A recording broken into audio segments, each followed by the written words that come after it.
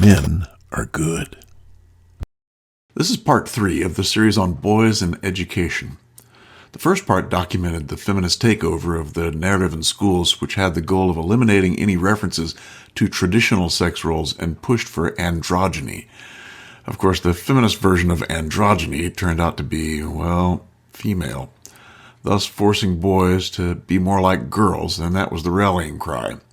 The essence was, girls can do anything, and boys just need to step aside. Right. In part 2, we saw the deceitful and crooked tactics used by feminists in order to gain millions in funding specifically for girls in schools. Their success utilized false statistics and a heavy reliance on gynocentrism to bamboozle our lazy legislators who failed to investigate or even to read bills prior to signing. Trust me, if that bill had been for boys, who were actually more in need than girls, they would have investigated it from the start to finish and deep-sixed it. Gynocentrism and helping women and girls gets votes. Helping boys and men does not. So in part 3, we're going to begin to look at how our school systems make it difficult for boys and how the feminist rigging of the school system made it worse and impacted and continues to impact boys on a daily basis. Okay. Our schools are more filled now than ever with females. Female administrators, female teachers, female cafeteria workers, everywhere you look, it's female. Our boys are all too often without fathers at home and are craving contact with men. This is obvious, but no one lifts a finger to get more males in schools. And what are the multitude of females in schools trained to do? Make things more female. The feminists led with the deceptive and misleading patriarchy theory that women have been oppressed at the hands of men. This idea was easy to push in a naive and trusting female environment, and push they did. Then in the late part of the 20th century, they get millions upon millions of dollars for girls, and what did they do? One of the uses was to pump it into trainings for all school personnel, and the trainings perseverated on how girls faced inequities in schools. What a setup for an environment that focuses on girls and ignores boys. So things got even more female. The workshops were focused on the inequities girls faced and how schools should become in order to help girls learn. All of this even though it was the boys who were in need. But wait, what do you think boys want? I'll tell you what boys want. They want competition, and they want to be able to move. Both have been diminished in our present-day feminized, non-recess school environment. But what do I mean by competition? Well, there's an all-boys school in Washington, D.C. that assigns boys to one of 2 teams when they first come to the school. From that point forward, everything the boy does at the school creates points for the boy and also for his team. If he gets good grades, he gets points, so does his team. If his deportment slips, he gets points taken away, and so does his team. The rivalry's fierce, and the boys urge each other to get more points. The boys love it. Can you see how we have nothing like that in our schools today? I don't even think they have a head-to-head spelling competition. Competition has been minimized, and now the feminized idea is that everyone, and I mean everyone, should get a trophy.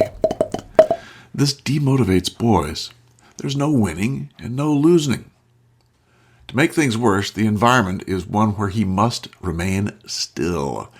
This is like jail for boys. Boys need to move. Sitting for long periods and listening to a monotone drone is not the best for boys.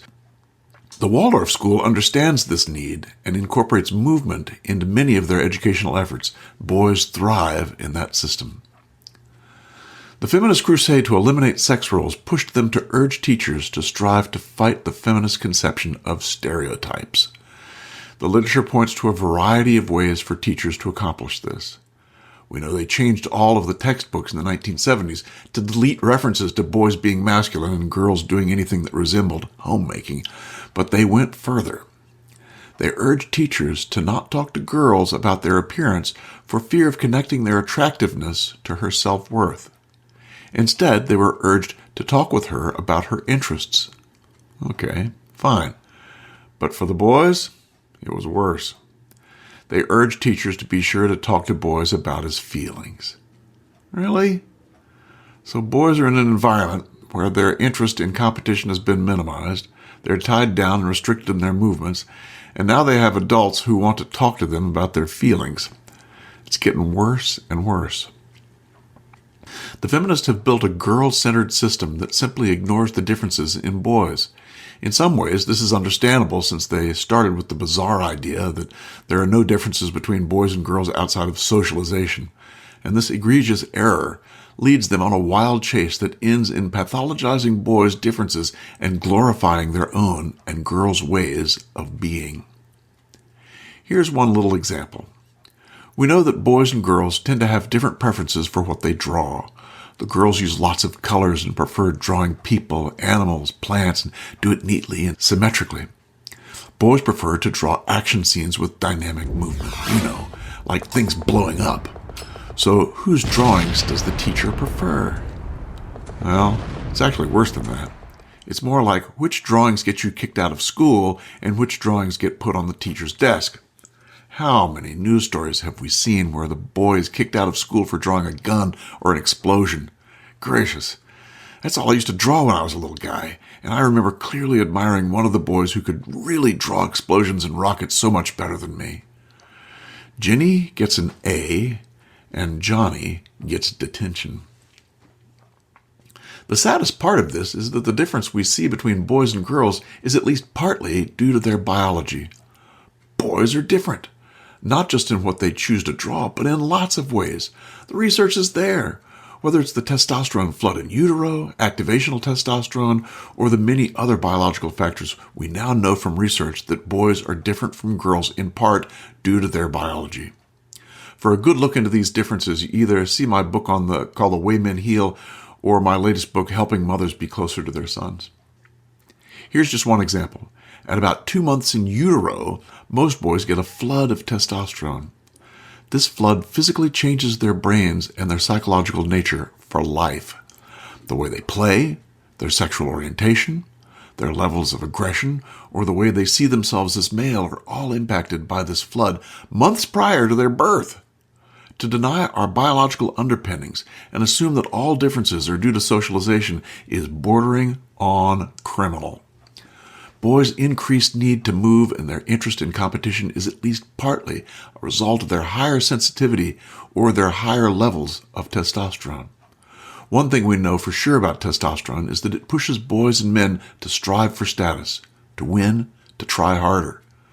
This is, of course, connected to boys' interest in competition and helps explain why our boys seem more interested in competing and is yet another reason for them to feel less interested in schools without this important element. So it's pretty clear that in the feminists' lust for androgyny and their desires to make boys more like girls, they're actually pushing against the boy's nature and against his biology. Schools now reduce open competition, reduce recess, shame him if he won't talk about his feelings, and on and on. It can be likened to telling a little red-haired girl that she needs to try to be a blonde, and that if she only tried hard enough, she could do it. They would tell her that her red hair is a problem and that may get her suspended. Get it? This is what's being done to boys. Their nature is being pathologized, not unlike the little girl getting punished for having red hair. What are we doing? Think back to the way boys are forced to talk about their feelings. Why don't boys like to do this? The feminist would tell you that it's due to their arrogance, their fears, immaturity, insincerity, and they're just wearing a mask. They don't want to do it. There's something wrong with them, and they just need to practice. Forced practice, But guess what, feminist? Testosterone is now being seen as being connected to men's inability to verbalize feelings. Men and boys know there's something there, but it's very difficult for them to articulate. There's increased evidence that activational testosterone plays a part in blocking men from articulating the emotions as they're in the midst of feeling them. We already knew that testosterone limits emotional tears, but now they think it goes farther. And why might that be? Well, men have been cannon fodder for millennia and have evolved the necessity to focus under stress on what actions need to be taken and not what feelings are there. Make sense? One fascinating meta-analysis found that men tend to use emotion as a means to determine their next action, while women look at emotion as an experience in itself. We're very different, and our differences need to be honored. Brain researcher Jaak Panksepp mapped out the 7 emotional systems in our brain, and in the process found that men and women are different in 6 of the 7 systems. Boys and men are markedly different when it comes to emotions.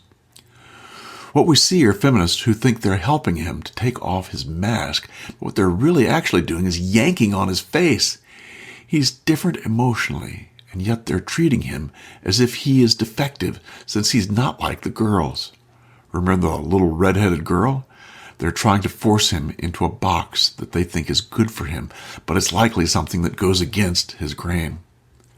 An educational institution carries more responsibility to be aware of research findings. Boys' biological uniqueness and its impact on their nature has been known for decades. So far, our schools have failed boys miserably by not learning or teaching about their uniqueness. And that ends part 3. The next part will finish looking at how boys are at a disadvantage in our feminized schools, and the part after that, part 5, is going to be looking at the research.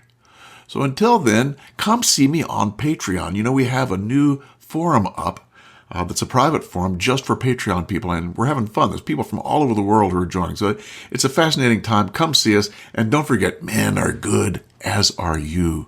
Like, comment, subscribe, and all that stuff. We'll see you.